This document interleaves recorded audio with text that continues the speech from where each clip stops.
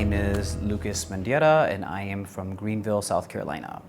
When I was 15 years old, I was on spring break with my friends, and we were down in Florida, and my sister got a hold of me, and she had told me that my father had found out something about me being gay, but he wouldn't tell her what it was, but it's something. So I finally got home. It was dark. I was walking towards the house, and I can see my parents sitting in the dining room table through the windows.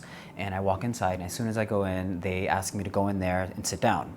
I sit down, and my father says, "Do you have anything you want to tell me?" I say no, and then he says, "Are you sure?" And of course I say no. And then he said, "What's this?" And he pulls out this old letter that I wrote an X that I had hidden under my bed. I look down at the letter, and I don't say anything. The first thing that he said that set me off is that he told me that I would rather you be a murderer and in jail than be a faggot. I remember it was a Saturday night. I was 16 years old, and I'm downstairs with two of my friends and my sister. We're watching my best friend's wedding. Just getting ready. We're gonna go out to like the movies or something. And my father's upstairs drinking beers. In the middle of the movie, he starts punching the door until he punches the door in, and he creates a hole in it, and then at the top of his lungs he just starts screaming, "I don't want any more faggots in my house, you need to get the fuck out." He starts walking down the stairs, and there's a railing there that you hold on to when you go down the stairs. He actually ripped it off the wall, and then he started to swing it at me. I remember running up the stairs into the backyard, and he's chasing after me, my sister's chasing after him, everybody's screaming, and all I remember is I heard somebody screaming, "Call the police." So somehow I run back into the house, and I get on the phone, I call them, my father comes in, he sees me on the phone with them, and I'm literally just crying for help, and he drops the banister, and then he gets in his van and he drives off. The cops come about 15, 20 minutes later. They said that my father could get put in jail right away for domestic violence for at least 30 days. And of course I'm saying, just take him to jail, I want him to go. And they kept asking me, "Are you sure? Is this what you want?" And they said, because this could, he could lose his job, it will affect the rest of your family. And then I thought about it again, and I realized that I'd rather just leave. I stayed with friends.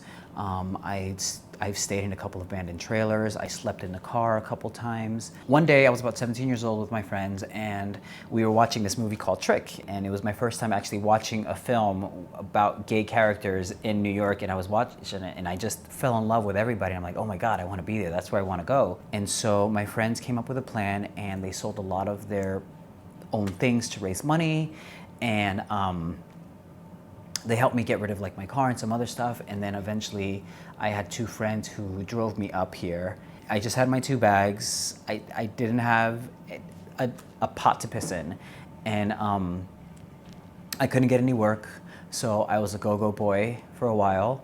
I started working in construction, painting. Here's $50, move my stuff off Craigslist, just whatever. And there were some other things that I did that I'm not so proud of. And then finally, I met my ex, Jeff, and I met him when I was go-going. Long story short, we started dating, and he told me that I am worth something else and that I shouldn't be doing this and I should just start looking for a regular job. So finally, I actually stopped being a go-go boy, and then I was working as a janitor. I got laid off. And I'm laying there in bed with Jeff and just telling him, I don't know what I'm gonna do. I literally just got laid off. I don't have any skill sets. I don't have a degree. And he says, why don't you just work in catering and events? So I got a job working in an office, just helping them out, and started to learn more about that. And then one day I was telling Jeff about the business and everything, and he literally sat me down. He said, "Lucas, you're so much smarter than what you think you are, that why don't you consider starting an event staffing agency?" I started working in catering more, and I started my company, and everything just kind of took off and went from there. So I didn't speak to my father for a couple of years.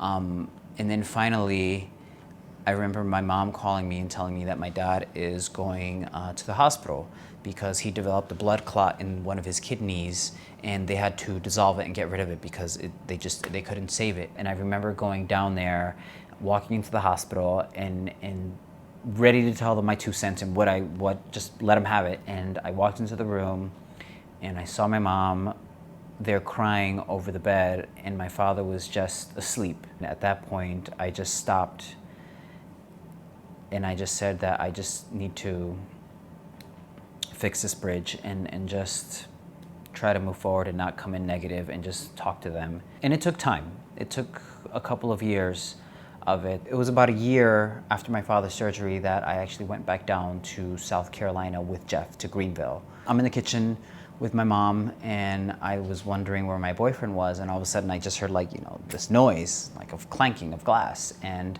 I peek over the kitchen window that overlooks into the porch, and there I see Jeff and my father having a beer together, having a Corona, and just chatting there on two little rocking chairs, overlooking the backyard. And it was just weird because my last memory of that was me getting chased out by my father and then having to just run around and then call the police. So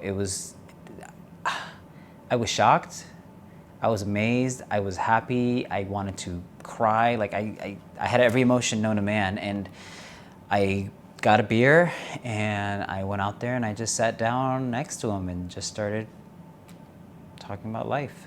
I know that he feels very guilty and bad for everything that he did, but I've never actually formally gotten an apology from my father. I've never heard "I'm sorry" come out of his mouth, even though that's the one thing I would love for him to say.